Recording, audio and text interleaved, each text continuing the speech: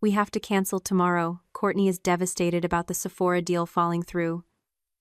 We need to hold space for her grief right now. Please understand. That was the text my mother sent me at 11:51 p.m. Less than 24 hours before my 18th birthday party. A party I had paid for myself. I didn't cry, I didn't argue. I just stood by the window and watched the catering van which I had booked 6 months ago pull out of the driveway. That was the moment the daughter they knew died. And the architect of their destruction was born. Before we get into the fallout, drop a comment and let me know where you're listening from. Have you ever had a big moment stolen by someone else's drama? I'd love to hear your story. To understand why I burned it all down, you have to understand the architecture of my family. We lived in Buckhead, Atlanta, in a house that looked like a wedding cake and felt like a museum. My parents, Jeffrey and Cynthia, didn't raise children, they curated assets. My sister Courtney, 26, was the show pony. She was an influencer with bot followers and a personality that required high-speed internet to function. I was Morgan, I was 20, and I was the shadow manager. I didn't just live there. I ran the operation. Since I was 14, I was the one who balanced the household budget because my father couldn't figure out Excel. I was the one who ghostwrote Courtney's college admission essays because she couldn't spell empathy without spell check. I managed my mother's social calendar, my father's medication schedule, and the damage control every time Courtney tweeted something offensive. The pay gap was laughable. Courtney received a monthly allowance of $6,500 to maintain her image. I received zero. I worked nights as a virtual assistant just to pay for my AP textbooks. When I asked for help with tuition, my father told me that struggle builds character. When Courtney wanted imported Italian furniture for her bedroom renovation, $18,000 worth, my mother called it an investment in her personal brand. You might wonder why I stayed. Why I cleaned up their messes for 2 decades without screaming. For a long time, I thought I was just being a good daughter. But looking back, I realize it wasn't loyalty. It was survival. It is what psychologists call the fawn response. When you are raised in a house where love is conditional, you learn that your only value is your utility. I believed that if I just worked hard enough, if I just fixed enough problems, if I just made myself indispensable, they would finally see me. I thought my labor was the rent I had to pay just to exist in their world. I was bound by an invisible chain, convinced that leaving them would mean I was nothing. I didn't realize that I wasn't the one who needed them. They were the ones who needed me. I was the load-bearing wall in a house of cards. So when I graduated valedictorian, I didn't ask them for a party. I planned it myself. I saved every penny. I invited the few friends I had, my teachers, the people who actually saw me. It was supposed to be my one day. The one day I wasn't the fixer. And then came the text. Courtney lost a brand deal, something minor, a hair vitamin sponsorship worth maybe $2,000, and suddenly my milestone was collateral damage. They weren't canceling a party. They were confirming a truth I had tried to ignore for 20 years. I didn't matter. My feelings were an inconvenience. My achievements were invisible. And my compliance, that was over. The morning of my birthday, the house was quiet. My parents had taken Courtney to a spa retreat an hour away to help her process her trauma. They left me a generic card on the counter with a $50 bill inside. No note. Just the cash, like a tip for good service. I stared at it for a moment, then added it to my stack. I didn't cry. I didn't scream into a pillow. I moved with surgical precision. I had spent the last 6 months secretly moving my most precious belongings into a storage unit just in case. Now I finished the job. I packed my clothes, my laptop, my diplomas, and the few sentimental items I had managed to keep hidden from Courtney's envy. I wiped my laptop, removing all the family budget spreadsheets, the password lists, and the contact databases I had built for my mother's social club. I left the house key on the kitchen counter right next to a single sheet of paper. On it, I had written a list of every password I had changed that morning: banking, email, social media, utilities, and at the bottom, I wrote one sentence. I am resigning from the position of daughter. I walked out the front door, locked it behind me, and got into my car. As I drove away from the manicured lawns of Buckhead, I didn't look back. I felt lighter, like gravity had suddenly released its hold on me. I drove straight to a studio apartment I had leased 3 weeks ago under a different name, a contingency plan I had hoped I wouldn't need. But as I unlocked the door to my empty, quiet space, I realized I didn't just need it. I deserved it. I wasn't running away. I was finally arriving. The first week, my phone was silent. I suspect they were waiting for me to crawl back. In the narrative they had constructed, I was the ungrateful child. Throwing a tantrum and hunger or loneliness would eventually drive me home. They expected me to fail because they had never bothered to notice that I was the only one succeeding. They gave it 7 days. Then the ecosystem I had maintained for 6 years began to suffer system failure. It started small. The Wi-Fi at the estate went down.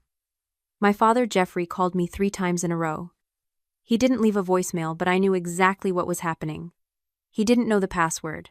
He didn't know the provider. He didn't know that I negotiated the contract every year to keep the high-speed fiber optic running for Courtney's live streams. I didn't answer. 2 days later, the cracks widened. Courtney missed a flight to Tulum for a brand trip.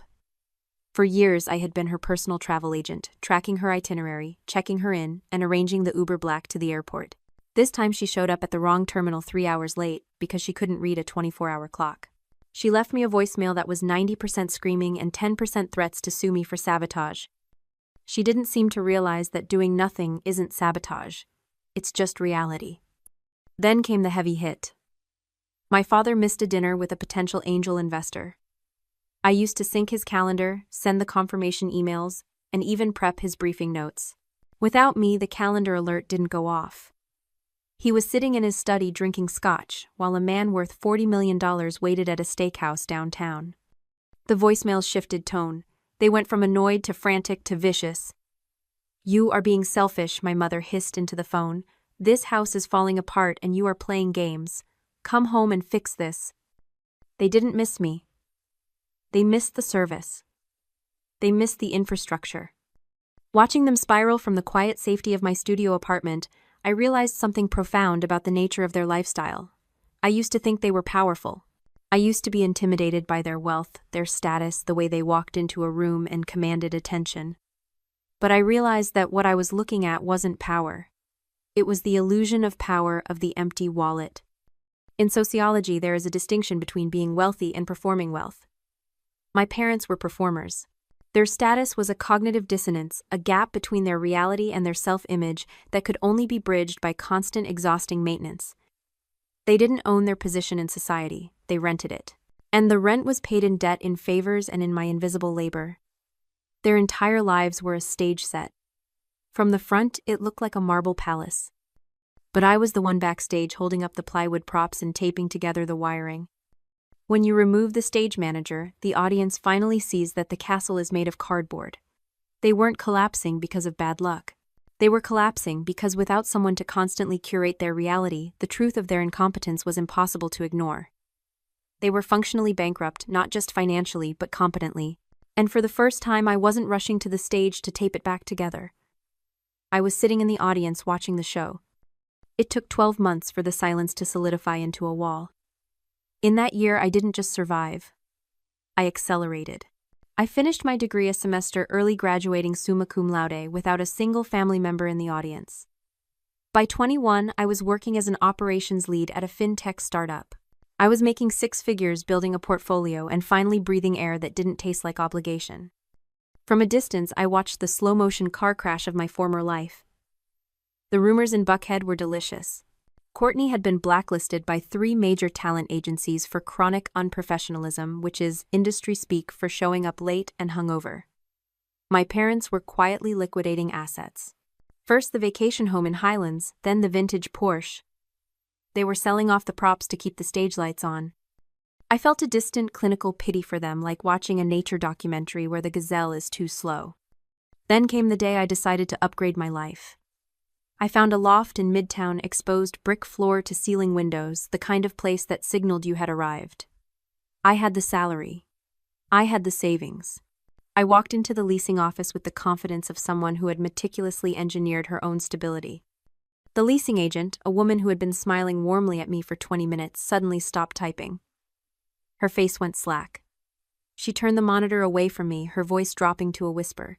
She said there was a problem with my credit check. She said I was flagged. She said the words, "massive outstanding debt." I didn't argue. I walked out to my car, opened my laptop, and pulled up my full credit report. I expected a mistake, a clerical error. Maybe a medical bill I had missed during the move? What I saw was not an error. It was an execution. There were 4 new accounts opened in the last 11 months. 3 high-limit credit cards and 1 personal loan. The total balance was $280,000. I sat there in the parking lot, the air conditioning humming, and I scrolled through the transaction history. It was a map of Courtney's life. There were charges for the influencer retreat in Tulum that she had posted about. Charges for the wardrobe overhaul she claimed was gifted by brands. A lease down payment on a G-Wagon she said she was test driving for a partnership. The dates lined up perfectly. They started 3 weeks after I left. 3 weeks after I cut off the supply of my labor, they had decided to harvest the supply of my credit. They hadn't just stolen my money. They had stolen my identity to subsidize their delusion. I knew exactly how they justified it. In their minds, this wasn't theft. It was reimbursement. They believed I owed them this. They likely told themselves that raising me, feeding me, and housing me came with a price tag, and since I had resigned from my duties, they were simply collecting the back pay. I wasn't a daughter to them. I was a diversified asset class, and they were liquidating me to keep the golden child shining. I closed the laptop. My hands weren't shaking. My heart wasn't racing. A cold, metallic calm settled over me. This was no longer a family dispute. It wasn't about a canceled birthday party or hurt feelings. They had crossed the line from toxic parenting into federal crime. They had bet on my silence. They had bet that I was still the fawn, the fixer, the girl who would swallow poison to keep them warm. They bet wrong. I picked up my phone and dialed a number I had saved for emergencies. I didn't call my mother. I didn't call my father. I called a forensic accountant. I hired a lawyer, a woman named Helen, who specialized in family fraud. She was expensive, but I wasn't paying with my parents' money. I was paying with my own. The process was surgical. We compiled the evidence, the credit reports, the unauthorized signatures, the timeline of my departure versus the account openings. Helen drafted the lawsuit. It wasn't just a cease and desist. It was a formal complaint filed in civil court for identity theft, fraud, and emotional distress. We didn't send a warning text, we served them.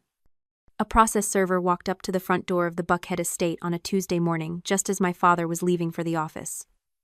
I wasn't there to see it, but I can imagine the scene. The confusion. The denial. The realization that the invisible daughter had just become the most visible threat in their lives. The fallout was immediate and nuclear. My phone exploded, but I didn't answer. I let it ring. I let the voicemails pile up. "Morgan, this is insane," my mother sobbed into the recording. "We were just borrowing it. It's family money. You can't sue your own parents." But I could, and I did. Because the lawsuit was public record, it didn't stay quiet. In Buckhead, gossip travels faster than light. The news that the prominent Jeffrey and Cynthia were being sued by their own daughter for nearly $300,000 in fraud hit the country club circuit like a bomb. Investors pulled out of my father's business, citing instability. The social invitations dried up. They were radioactive. The empire didn't just crumble, it disintegrated. 2 weeks later, my intercom buzzed. The doorman told me my parents were downstairs.